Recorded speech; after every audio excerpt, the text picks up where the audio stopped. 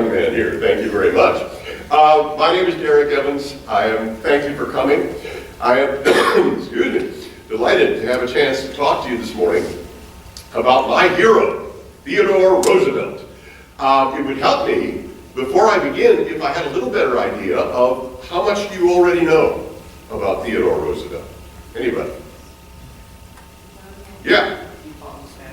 He fought in the Spanish-American War, yes. He was, same thing. That was the nickname, sort of his regiment, and they fought in Cuba, the Rough Riders, yes, sir. National Parks, yeah, that's a very big part. He was not the founder of the National Parks, but he added 233 million acres to the National Parks while he was president. So that's part of his legacy, sir. He's not alive anymore? I'm sorry? He is not alive anymore? He's not alive anymore. Yes, that's right. Actually, I was going to try and con you into belief. Never mind. I was going to say that I look awfully good for a man 158 years of age. But give me one more. Yes? His wife and mother died on the same day. Yeah, he was a man, his wife and mother died on the same day, within about 4 hours of each other. It was Valentine's Day, of all things. It was a terrible blow to him. And he was a man who knew all about tragedy and all about sorrow and loss. And we'll touch on that a little. Okay, that tells me what I need to know. I want to talk to you about Theodore Roosevelt because I believe that Theodore Roosevelt is one of the all-time great American heroes. I think it's a real shame that we do not study him in school the same way that we do George Washington and Abraham Lincoln, because I believe that our debt to Theodore Roosevelt is every bit as great as our debt to those other two great men. And this is it, in a nutshell. When he was very small, his father was a profoundly religious man who taught little Theodore that it was a sin for a man to be weak, but that it was even worse for a strong man to be a bully. And Theodore Roosevelt lived his entire life by that lesson. He loved power. He used power like no president before or since, not even Lincoln in wartime. But it was always with a sense of balance and restraint and responsibility. And I believe it's fair to say that he showed us 100 years ago, if we are able to learn the lesson today, what it means to be an American. So, I want to talk to you about it. And I want to touch on a number of things that I think he did that were really terrific, a couple of things I think he did that were not so great that we need to keep an eye on. And I would like to start by mentioning a few firsts about Roosevelt. He was, after all, president more than 100 years ago, so we kind of have to get ourselves up to date a little.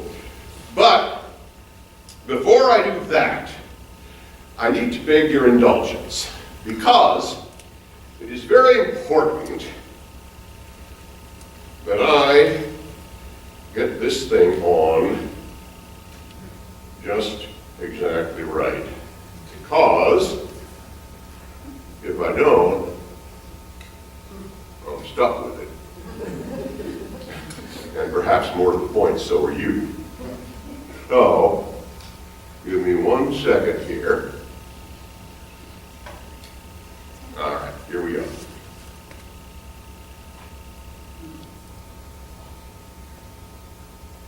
All right, I think I got it. Now, sometimes, because I do, during the course of the next hour, I do talk an awful lot. Sometimes, this thing does kind of get loose and start to flap around. And if that should happen, I want you to know that it's extremely embarrassing to me if you point it out to me. However, it's I think this is funny, you're not up here. However, it's a whole lot more embarrassing if you don't. So I'll thank you to keep an eye on this for me. Now, a couple of firsts associated with Theodore Roosevelt. Remember, he was president 100 years ago. First of all, he was the youngest president we ever had. Younger even than Jack Kennedy. He was also the youngest ex-president we ever had. He was an elder statesman at the age of 49. He was the first American to win the Nobel Prize. He won the Peace Prize in 1905 for settling almost single-handedly the war between Russia and Japan, which had killed over 1 million men. He was the first president to own a telephone. He was the first president to own an automobile. He was the first president to go up in an airplane or down in a submarine. Now, the reason he went down in the submarine is instructive. 100 years ago, submarines were what you might call experimental, which means dangerous. The submarines were so dangerous 100 years ago that there was almost a 20% mortality rate in the submariner service, meaning that about out of every 5 sailors who went down in the submarine, 1 didn't come up. I mean, it was that dangerous. And Theodore Roosevelt did not want any sailor in the United States Navy to think that he would require them to do something that he would not do. So he went down to the naval station, went down to the Hampton Roads, the naval station in Virginia, and took over a submarine. He just said, "I'll take that one." And he was kind of a force of nature, not to mention the fact that he was president. Nobody dared say no to him. The submarine that he picked was quite fortuitously called the Plunger. And he actually piloted the thing around and actually banged into some things too, but managed to bring it more or less safely to the surface. The airplane was in 1905. Extra credit question here. Who can tell me when the Wright brothers first flew? Sir? 1903. Extra. Make sure this guy gets his extra credit. 1903 was the first powered flight in America. 2 years later, Theodore Roosevelt, President of the United States, went up in a contraption. It's too charitable to call it an airplane. It was a big box kite with a motor on it. And he went up at a county fair in Ohio, and he was supposed to tour the county, but the pilot was too scared. The pilot was so terrified that he brought him down after about 1.5 minutes and refused to go back up again. And the reason was that Roosevelt, who was a fairly hefty fella, insisted on leaning over the edge and waving to the crowd, with the predictable result that the airplane went like this. Now, Theodore Roosevelt thought that was a lot of fun, which will give you some idea of the man we're talking about. Now, a couple other just minor things. I believe that in spite of, in addition to our debt that we owe him, well, I believe we owe him, he was just one of the most interesting men who ever lived. And I believe that he was interesting because he was interested. And he said so himself. He said that he met a great many people he did not like, but he never met a person that he did not think was interesting. He said he read a great many books that he did not like, but he never read a book that he did not think was interesting. Now, this was a remarkable statement coming from Theodore Roosevelt, because it is part of his legend that he read a book every day, sometimes 2, and could quote from them accurately 20 years later. He read in 7 languages, including Portuguese. He wrote books. He wrote 36 books in all, about half a dozen of them bestsellers, books about the Wild West and his autobiography, and books about his letters to his children, and all sorts of things. So he wrote, he read, and he just was interested in everything that ever came in front of his face. So, one more thing before we begin. All of this reading and writing, which I regard as so impressive, was in spite of the fact that if he were alive today, he couldn't get a driving license. He was literally so nearsighted that without his spectacles, he could not recognize his own children 8 feet away. So I think it makes all this reading and writing all that much more remarkable. So, when Theodore Roosevelt was president, his son Archie was in the 6th grade in the Washington, D.C. public schools. And one day, Theodore Roosevelt came to give a little talk to his son's class, just like a school assembly program. Except, instead of an actor, they had the actual president of the United States.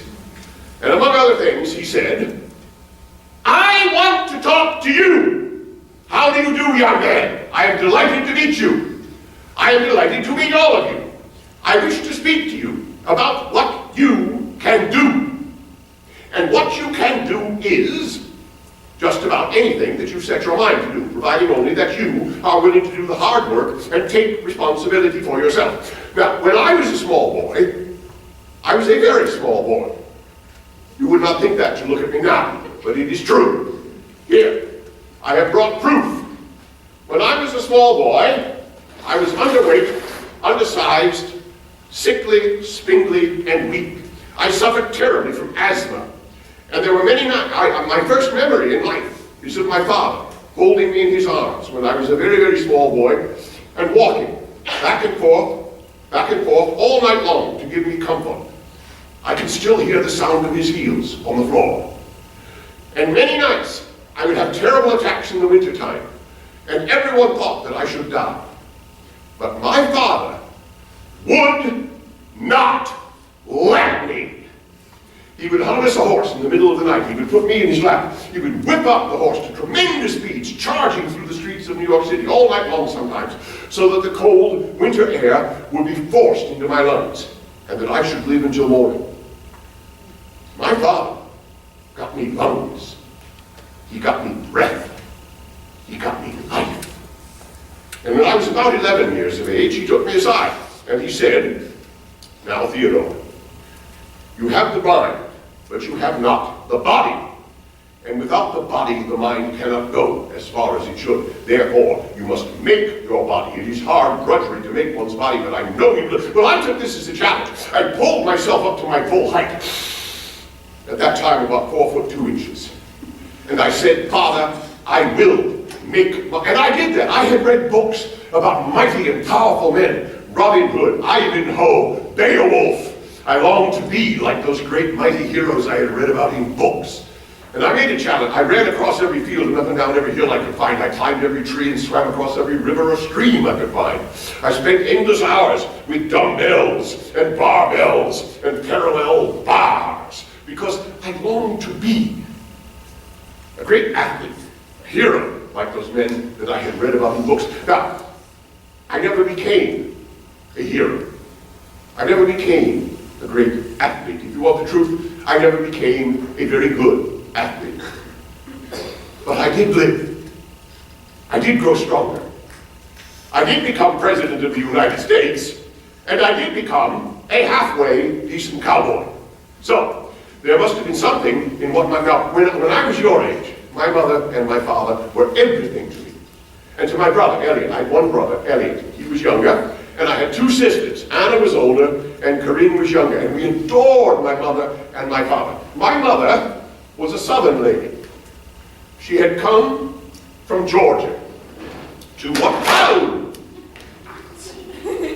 I beg your pardon. Yes. I have not mastered this modern technology. Let me see if I can do so now. Well, you saw what she looks like. Little technical. Never mind. But I must tell you about my mother. I don't mean to make a joke of this because we all adored my mother was a Southern lady. She had come to New York City, which was for her was a very cold and alien climate, to marry my father. They were deeply in love. And she had what we used to call the Southern virtues. She was funny. She was clever. She knew stories, endless stories. The Brer Rabbit stories, of course, because she was from Georgia, and not those ones that you read in the books, but the real ones. And to me, she would tell stories of the men in her family, men who had been sea captains and soldiers, and all of this seemed to me to be impossibly beautiful and romantic. And my mother had an enormous love for almost everyone she ever met. It was explosive. And sometimes we would all catch it. For no reason at all. We would simply rush together in the middle of the room and have an enormous hug, you see, just because we could not bear not to. And my mother had a name for it when that would happen. She called it getting the melts. She would say, "Oh, now we are going to get the melt." And we did get the melts, often, I can tell you. And those were her legacies to me. Love and imagination. Things which I hope and believe that I have carried with me for all of my life. Now, my father. I've spoken of my father. My father, also called, I reach with some trepidation here, we shall see. My father, well done.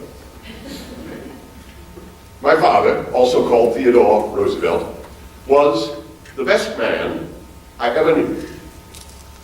And the happiest, although you might not think it. You look at that rather stern portrait. He combined strength and courage with great tenderness and understanding. And we children adored him. Every morning, we would rush downstairs, we children, and compete quite fiercely to sit in a little spot that we called the cubby hole. This was the space in between my father and the arm of the couch when he would come down in the morning to read out the morning prayer. He would always dress. He would put on his necktie and his jacket, come downstairs and sit on the family couch, open the family Bible, and read out the morning verse. And we children would compete quite fiercely to sit in that little spot. And that spot, the cubby hole, seemed to us children to be the most favored spot on earth. Now my father was a man who had what he called a troublesome conscience. You see, he was born rich. We always had plenty of money. We had everything that money could possibly buy.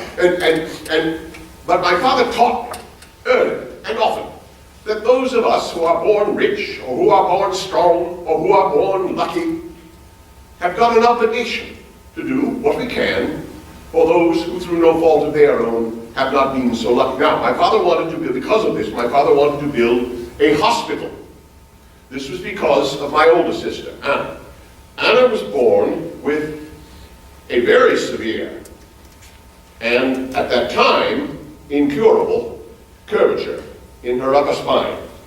And all of her life, she was not able to walk or even stand properly without the aid of a very heavy and painful metal brace, which we had to go upstairs every morning to strap onto her. Now, they say that this brace gave her what we other children regarded as a most unfair advantage in the competition for the cubby hole. Because when she had the thing on, she was quite able-bodied. She was able to whack the rest of us aside. We thought this dreadfully unfair. However, that was the only advantage which this condition gave her, and this was a terrible condition with which she dealt very courageously all of her life. But because of this, my father wanted to found a hospital, a children's orthopedic hospital, where children with similar difficulties could find help. But he was not so rich as all that. He was not so rich that he could simply write out a check and say, well, build me a hospital. So, I will tell you what he did. And I tell you this because of what I learned from it. He had a party. He was a popular man. We knew a great many wealthy people. We knew the Astons, thank you very much. They all came. It was quite wonderful to see them arriving in beautiful carriages with wonderfully matched sets of horses, the gentlemen in tuxedos, the ladies in gowns and jewelry, and there was music and dancing. Everyone was having a splendid time. And then it came time for dinner.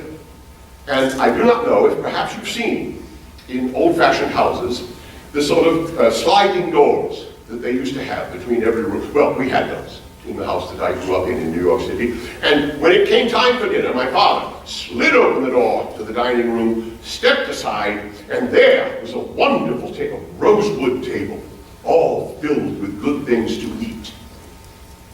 But seated on the floor, between this wonderful table and my father's wealthy guests, there was revealed a group of about a dozen crippled children. Dreadfully crippled. The victims of disease, terrible accidents. My father's guests saw this. They did not understand. They became upset. One lady became so distressed at this sight that she lost the ability to make words. She could only make noises. And they were all shouting. But my father was a man who knew how to get people's attention. And he simply held up his hand. And he said, my friends, I have done this in this way to make an impression upon you. For I now wish to ask you for money. Money to help these children. They are innocent. They have committed no crime. They have harmed no one. And yet they suffer. It is our Christian duty to help. Well, what could they do? They gave money. That's what they did. And with that money, and a great deal of his own money, my father was able to become a founder of the New York City Children's Orthopedic Hospital, which is still in operation today. And what I learned from that is this. If you can show people what their action is going to mean, that is when you get action. It's all very well to talk about virtue in the abstract. Of course, in this case, the virtue of generosity. But if you can show people what their generosity is going to mean, that is when you get action. And it has always been that way with my father. I've been able, when I was president, and I had a terribly difficult decision to make and did not know what to do, I had only to think, what would my father do? And I can hear his voice, just as I can hear the sound of his heels on the floor. He was the best man I ever knew, and he taught me, I believe, all of the really great lessons of life before I was 10 years of age. And the greatest of all of these is this. There is not one among us who does not at some time need a hand to be reached out to him. And therefore, shame on us, shame indeed, if we are not willing to reach out our hand to our brother in his hour of need. Best man I ever knew. Love life. Do your duty. God bless you.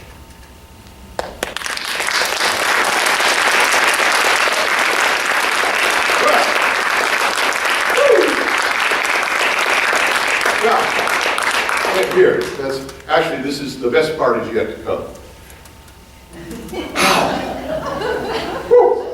Now, thank you very much. I hate to have to tell you this, but in case you hadn't noticed, this has been an educational experience. There will not be a test. It has not been necessary to take notes. However, if you have any questions, I will certainly be glad to try to answer. Anybody? Okay, let me ask you a question. Is there someone here who, oh, I think, there you are, my dear, yes. I like teddy bears. Why did you think he called Roosevelt? I know you like teddy bears, but well, I'm sorry, what is your question again? Why did you think he would be called Roosevelt? I can't, can you repeat that for me, Why dear? did you think it would be called Roosevelt? Oh, why did he think it was going to be called Roosevelt? That's just what he thought. I mean, his name was Roosevelt, and the guy wrote him a letter and said, could I name it after you? And so he just thought he was going to call it Roosevelt Bear or something like that. He didn't realize it would be called Teddy.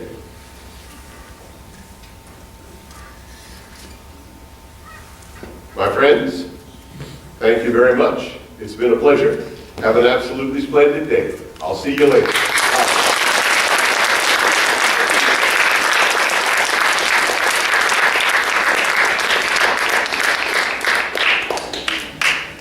Holy Trinity Lutheran School may leave.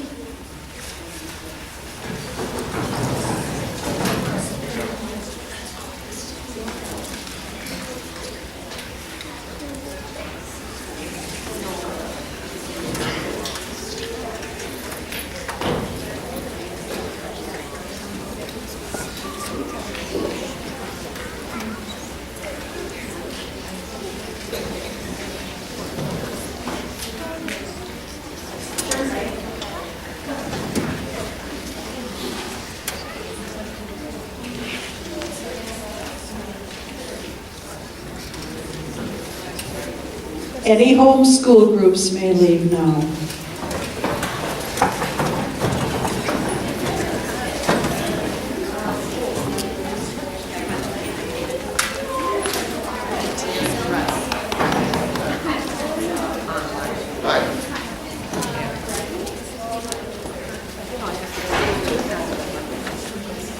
No, there isn't. library. His letters are collected at Harvard in the Houghton Library. There are something like 150,000 letters.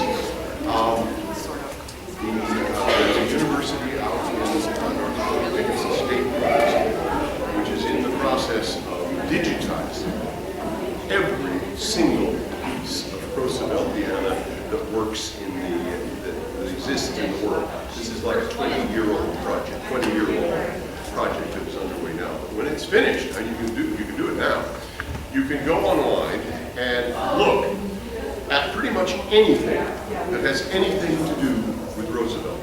Documents, garments, they have photographs, they have 3D photographs, they have all sorts of stuff. You know, original copies of, you know, like his manuscripts for his books and so forth and so on and so forth and so on. So the two places, and then of course the Library of Congress has a great deal of material on him. So those would be the three places, the Harvard, the Houghton Library. If you're interested, I can get you the name of the curator. Yeah, okay. I can look it up. Yeah, and the Dickinson State University in North Dakota and the Library of Congress would be the three major sources of material. And is his home? His home, yes, Sagamore Hill on the north shore of Long Island is a National Historic Site now. You can visit there, and it's kept, it's recently been refurbished. It's been kept very, very close to the way it actually was when he lived there. And that's where all his kids grew up, and you know, they had all these, it was a working farm. They had about 150 acres. They grew their own food there, all sorts of stuff. It's a great big rambling old house, about 25 rooms. So that, yes, you can go there, and they have a very good curatorial staff there. All kinds of information. Yeah. Isn't there a cabin? In the Badlands, yes, there is a cabin. The cabin is a little odd. It's like the guy who said, I have here the actual axe that Washington used to chop down the cherry tree. The only thing is the handle's been replaced twice and the head's been replaced 3 times. The little shack out in Medora is kind of like that. It was the house that he actually lived in when he was out there, but it's been taken apart and shipped to you know, world fairs. It's been shipped over to Europe. It's been shipped back to America and put back together again. Then shipped up to Canada and put back. So it's kind of the house that he lived in. Yes, but it is there. And the thing that's interesting about it is it's only, I mean, you can almost touch the walls on the inside. Tiny little house. Yeah, and there's some stuff out there that's worth, if you ever want to go. Medora is a good place to go. You probably, if you have a serious interest in reading Rooseveltiana scholarship or anything, you ought to touch base with Dickinson State, which is about 30 miles or so from Medora, and they have a lot of really great stuff. I think I can't recommend it strongly enough. Oh, definitely, yes. My favorite book of Roosevelt's, particularly for starters, it's long out of print, but you can get it on Amazon. You can get it on Libris. It's a good book site to get it. It's a book. It's published under the title "A Bully Father," and it's a collection of his letters to his children. And I think you get a real good glimpse into the man himself. You know, not so much the statesman and the powerful politician, but the actual man. And there is a pretty good little capsule biography in the front of that book. And you can pick that up online for $2 or $3. It's What's the title? A Bully Father. If you Google Theodore Roosevelt's letters to his children, you'll find it. It's easy to find, and there are lots of used copies out there. I like it. The swimming.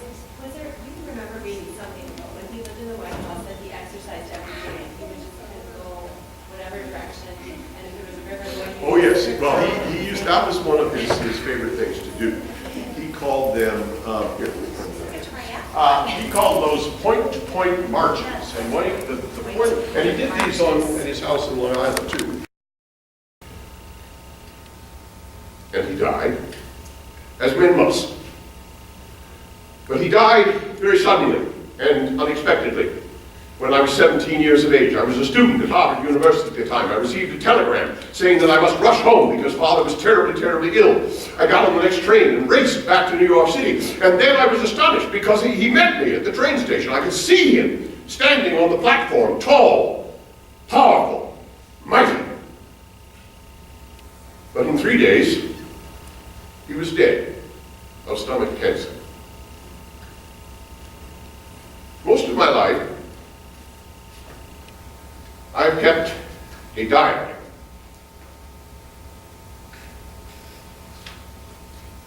Oh my Father, how I shall miss your wise counsel.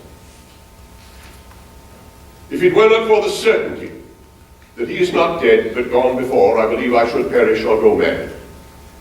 However, I did not perish, and in spite of what some of my critics have said, I did not go mad. And the reason was that even here, I could hear his voice: seize the day, get action, never dwell on sorrow. I did that. I went back to college and I worked as hard as I can. I worked all night long sometimes so that I should not have to think of my sorrow. I began work on my first book, a study of the Naval War of 1812. I joined the clubs, the debating society, and the social clubs. I joined the athletic team, the rowing team, and the boxing team. And I am very proud to say that I was almost lightweight champion of Harvard. Almost. There was one very skinny little fellow who could hit harder and faster than I could. I don't remember what his name was. Well, it doesn't matter what his name was because he never came to anything in life. But I went on from there. I went on to the Dakota Territory to try the life of the cowboy. The Badlands. Have any of you been there? Ah, what did you think of it?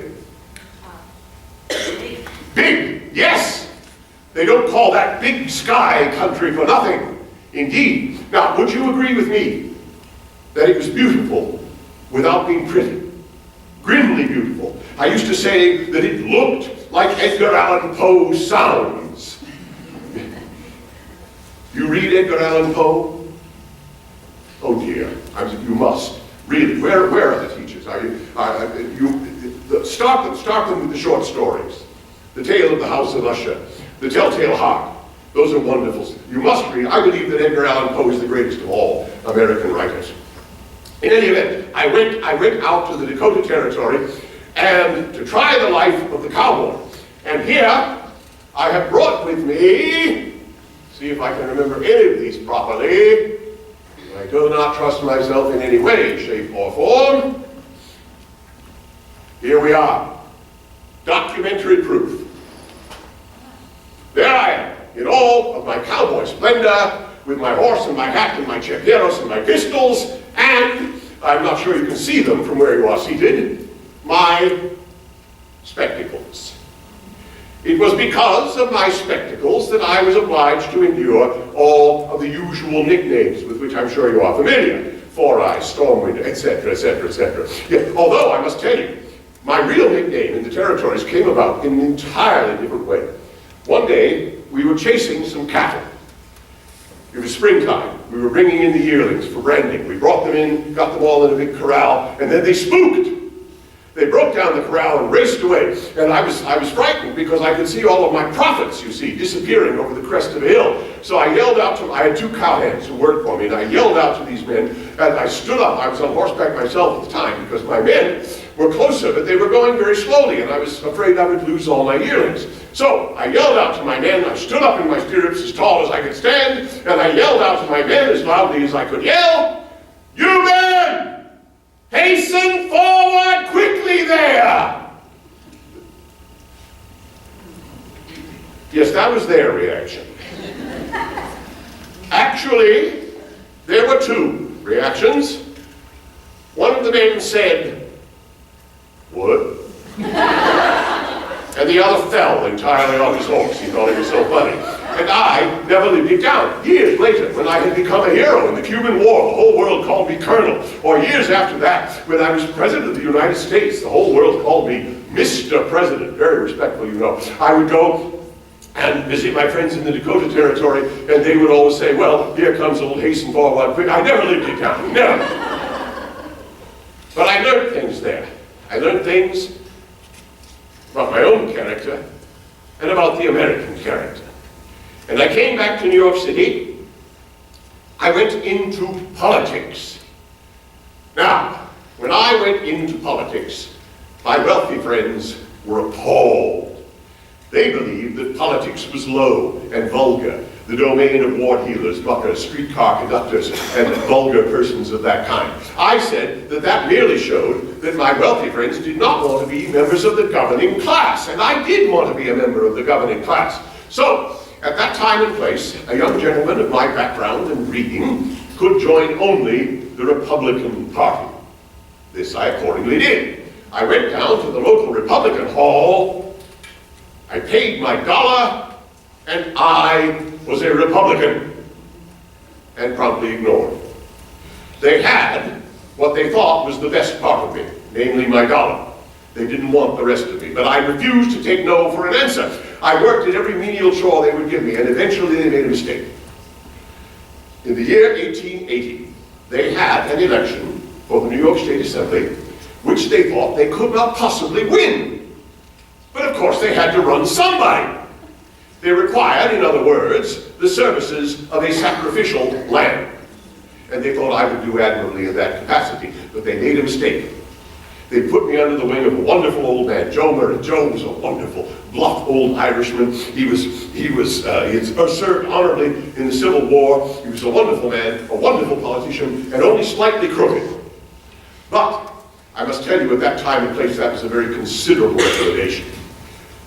And he began to teach me politics. The first place he took me was to a saloon. It seems that the saloon owner was an important man in the district. We had to get his endorsement. So we went to see him. There he was. What a huge, biggest man. Vast white apron. Huge handlebar. When you shook hands with this man, your hand simply disappeared. It was like shaking hands with the flipper of a seal. This colossus was named Hyacinth Valentine. I promise you it is true. A man could not make up such a thing. He was very friendly. He offered me a free glass of beer. I declared that I did not consume alcoholic beverages. And I saw that he was looking at me in a somewhat less friendly way. I saw that I made a mistake. I made my next mistake a moment later in the matter of the excise tax. He said that if I were elected, he hoped I would do something to reduce the amount of tax that he had to pay to run his establishment. I said, well, how much do you pay? He said $200. I said, well, that's not nearly enough. You ought to be paying twice that. Whereupon, I felt the iron grip of old man Murray on my arm. He hauled me out into the street and on the spot devised a new campaign strategy. He would conduct the election if I would go home and solicit campaign contributions from my father's wealthy friends. We did this and we won. And I became the youngest member of the New York State Assembly, and I eventually served 3 terms, rising to the level of minority leader. And I went on from there. I became police commissioner of New York City. Here, I have brought with me more documentary proof. This one, however, I show you only upon the condition that you promise not to laugh. Oh, never mind.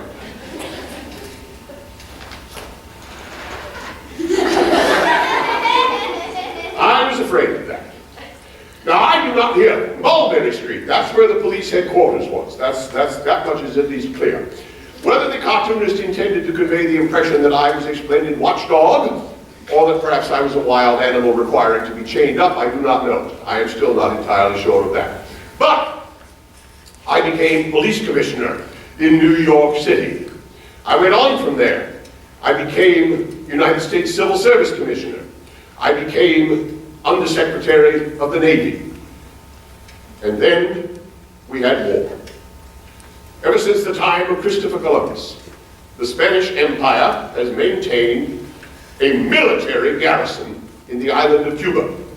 They treated the people abominably, right on our doorstep, not to mention the violation of the Monroe Doctrine. And I thought we ought to throw them out by armed force if necessary, and I said so loudly and often. Therefore, when war came, I felt that I must go. I resigned from the Navy, I joined the Army, and I formed a volunteer regiment of cavalry. Now this was a splendid bunch of young fighting men. We had Sioux and Arapaho riders from the Great Plains. We had cowboys, deputy sheriffs from the territories. We had New York City firemen. We had Chicago policemen. We had athletes. We had the tennis champion of the world. We had the polo champion of the United States. We had, I'm embarrassed to say, the entire Yale rowing team. I don't know where the Harvard boys were. I called these young men the children of the dragon's blood. The newspapers called us the Rough Riders. We were a cavalry regiment, horse soldiers, 1,000 strong. We were going to get on our horses with our swords and our rifles, charge up the hill, and throw the Spanish Empire out of the New World. The only problem was that there was no room on the boat for our horses. And therefore, when the moment came, we were obliged to run up the hill. But we did. When the moment came, I said, gentlemen, Almighty God and a just cause are on your side. Gentlemen, charge! I'm very proud of that. I will have you know that that is the shortest political speech in American history. One word. On the strength of that one word, I became a war hero. There's a great deal of question as to whether I deserved any such thing. Well, for one thing, there are my spectacles. Here, young man, come up here, will you? Come have a look. Just have a look through these and tell me what you see. It's awful, isn't it? Yes, that's what I see without them. And this is not funny, because we were in deep jungle in Cuba. And I was terrified that I might lose my spectacles or break them. And then I would be unable to find my soldiers. And this is, stop laughing, that's not funny. Because I could be court-martialed for such a thing. You may sit down now, thank you very much. I appreciate your help. Now, so I had to sew 11 extra pair in fact, into the rim of my hat and the lining of my coat and the top of my boots. I was terrified that I should lose them. And then, of course, there was the matter of my sword. Well, I was an officer, lieutenant colonel, thank you very much. I was therefore entitled to carry a sword. I thought it romantic to carry a sword, and I therefore carried a sword. I quickly discovered that the only thing it was good for was to get caught between my feet and make me fall down, usually in front of the men. However, I claimed this much credit. Within one day, 24 hours, I lost it. And therefore, I did not have to admit what a fool I had been to bring the thing in the first place. And I became a war hero, whether I liked it or not. Actually, I liked it just fine. And I became governor of New York State and eventually vice president of the United States of America. I did not want to be vice president. Have any of you any idea what the vice president of the United States of America does? What do you think, my dear? They take charge after the president either resigns or... Well, he takes charge if the president shall resign. There are no presidents there. Oh yes, I beg your pardon, that's not true, one has. However, but that's assuming that you don't have a regular president. What does the vice president do well, I'll tell you what he does. Now, you know this. I know you know this because you've read the Constitution, haven't you? Of course you have. Now, get to work on that, will you, my dear?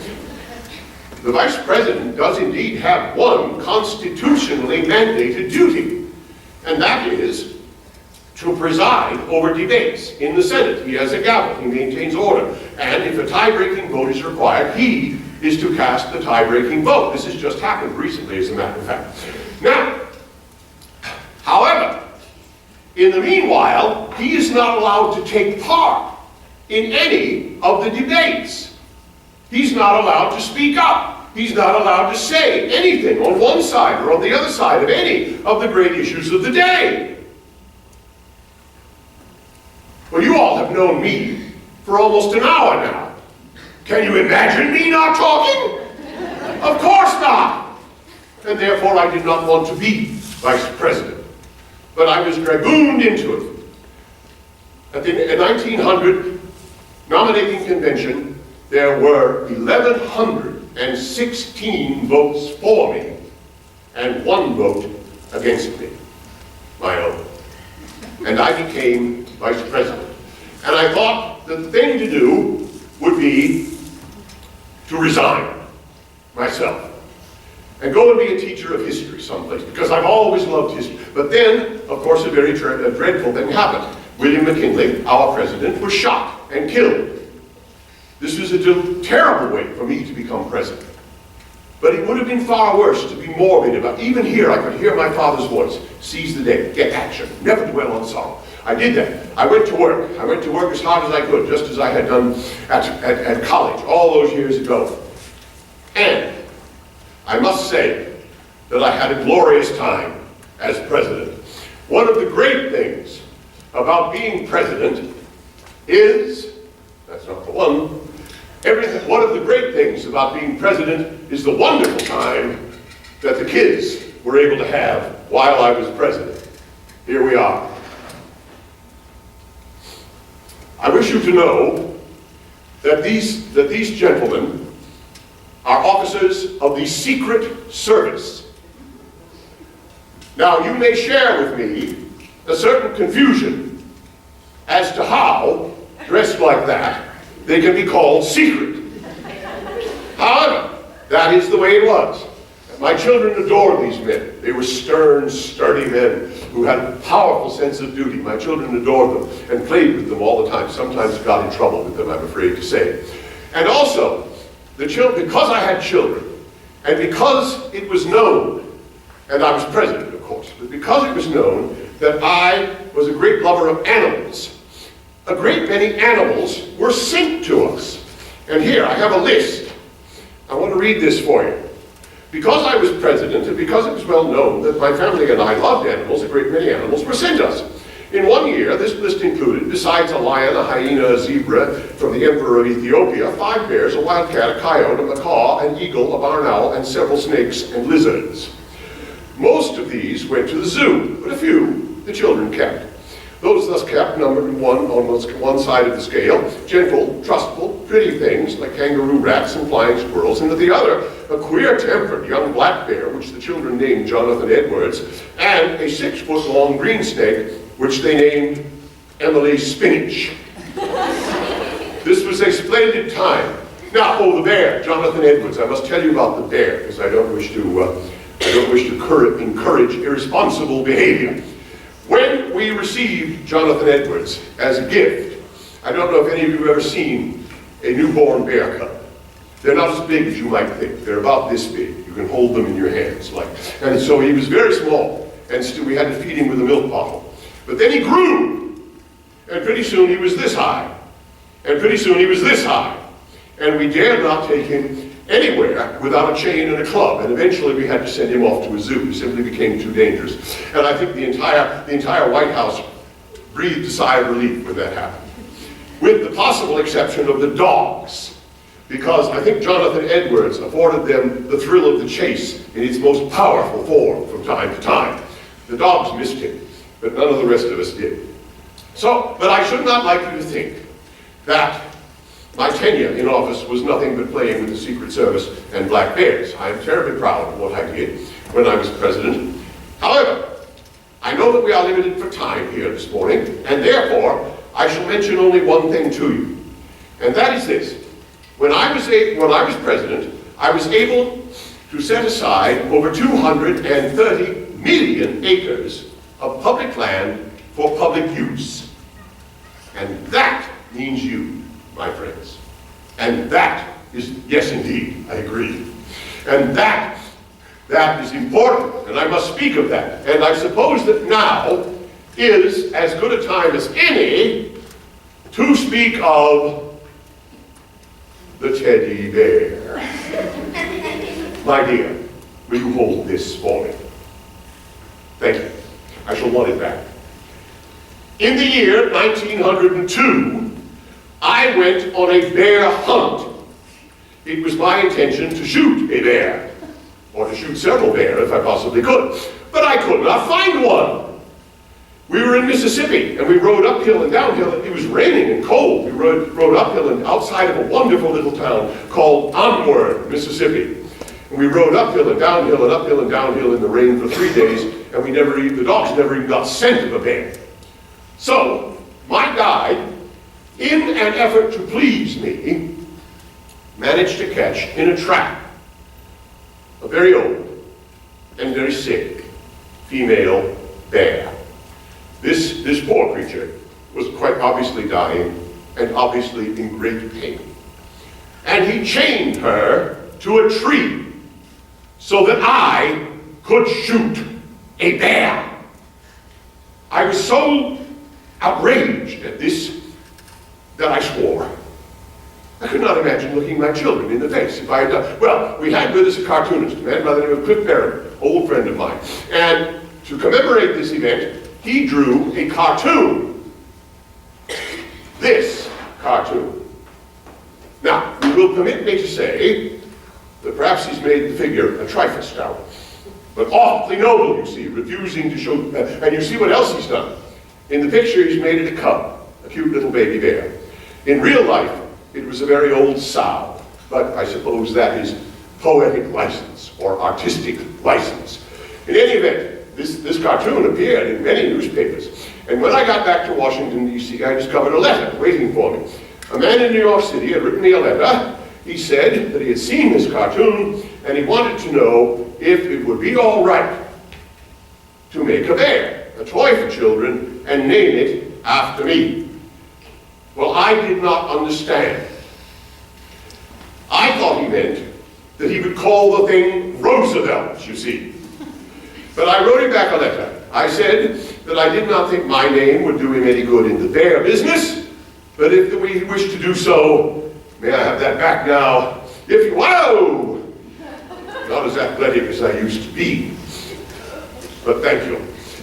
Thank you for your custodial services.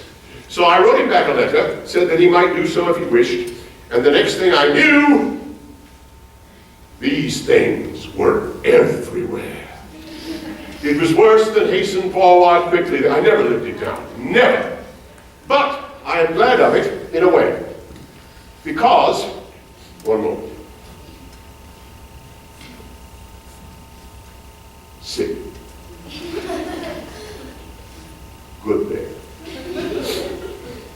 It gives me an excuse to speak of this one extraordinarily important subject, and that is this: the conservation of our great natural resources.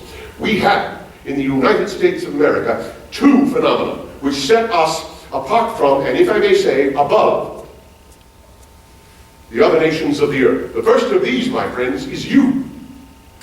I've been all over the world, and I can tell you that the American people are like no other people on earth.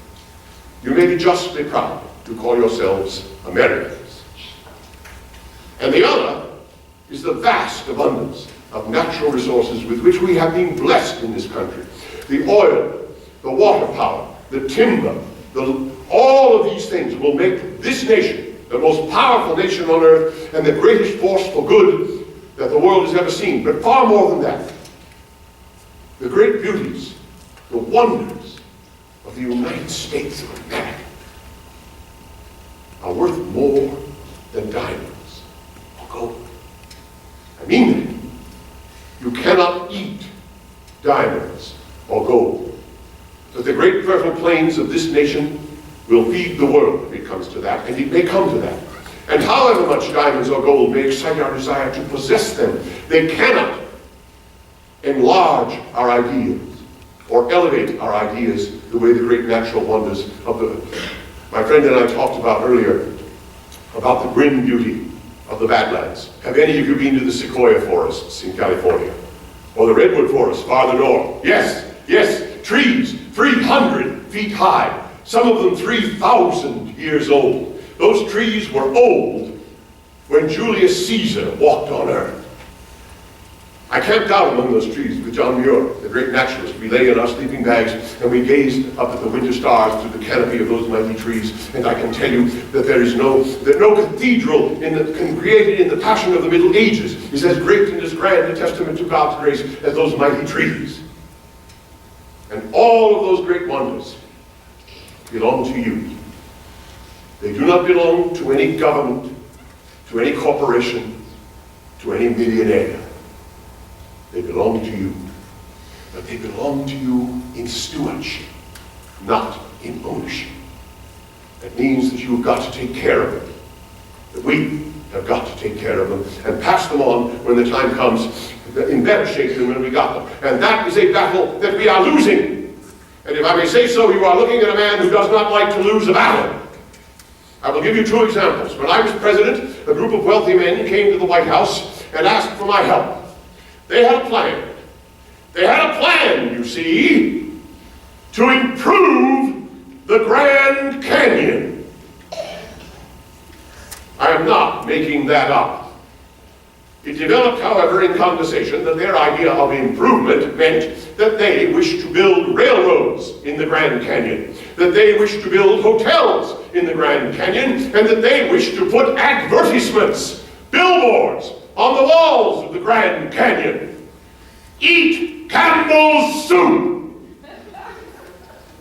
I will yield to no one in my admiration for Campbell's soup, a fine American company, but I will not have billboards on the walls of the Grand Canyon. I told these men that that was an abomination, and that they were abominators, and that I would not have it. I would turn the place into a national park before I would allow. And they said, you can't do that. There's no law that gives you the right to create, simply by declaration, a national park. I said there is a law that gives me the right, the Antiquities Act of 1907 gives me the right to declare a presidential monument. Is there not? They said, well, I suppose that. I said, I hereby declare the walls of the Grand Canyon a presidential monument. There is a law, the Newlands Reclamation Act of 1902, which gives me the right to declare a presidential bird sanctuary. Is there not? They said, well, I suppose that. I said, I hereby declare the floor of the Grand Canyon a presidential bird sanctuary. Do what you can with what you've got where you are. Best lesson I ever learned. And, but for that little bit of legal legerdemain, there would now be billboards on the walls of the Grand Canyon. Here is a much more humble example, this drawn from my own experience.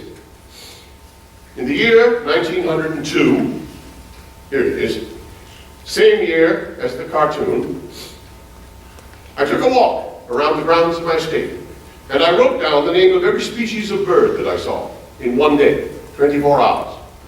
I saw a little green heron and a night heron. I saw a red-tailed hawk and a yellow-billed cuckoo.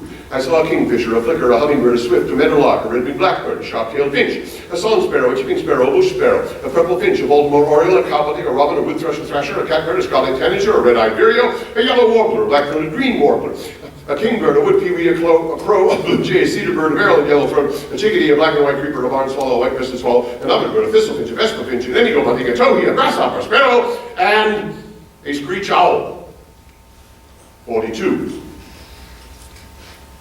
But alas, my friends, if you go there today, you will not see many of these birds. Some of these are extinct, and some are so rare that it is remarkable indeed if one ever sees one. And that is a loss. Not for me, but for you. And therefore, I hope you will permit me, in the 1 minute that I have left to speak to you, to preach to you, just a little, about the future.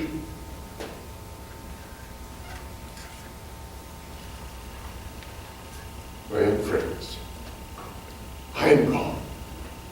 My entire generation is gone. If you wish to meet me, you must read a history book. And if you look around, you will see your parents and your teachers. And they are the generation of the here and the now.